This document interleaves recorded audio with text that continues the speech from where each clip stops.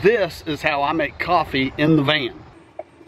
I will show you the parts of the AeroPress. The AeroPress is the coffee press that I use, and I love it. Okay, so these are the parts. You got your little dipper to dip your coffee grinds, coffee beans, coffee, whatever. Your stir. So you've got your tube and you got your plunger. The plunger goes into the tube, and you got your little coffee filters. But I tell you what, folks, use the AeroPress once and you probably will not use anything else. Now, of course, you know, the AeroPress, I wouldn't take it ultralight backpacking, but car camping and things like that, it's absolutely perfect.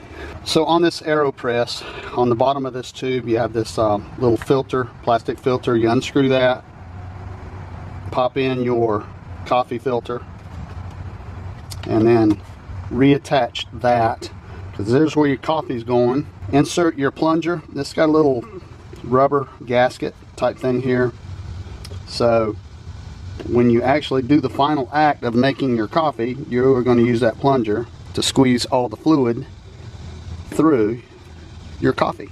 Got your cup. You set your little coffee filter right there over your cup, and this right here is just going to assist you in the pouring and the dumping of your coffee. So there you go. There's your little scooper. That's what that's for. Dump as much coffee as you want in there. Once your water comes to a boil, simply just pour it. So I'm just going to fill it up to the top.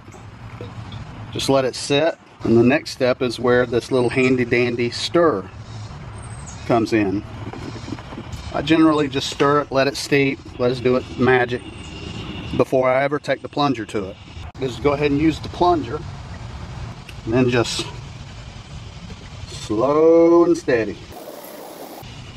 There'll be air in there between the plunger and the coffee, and just nice and steady.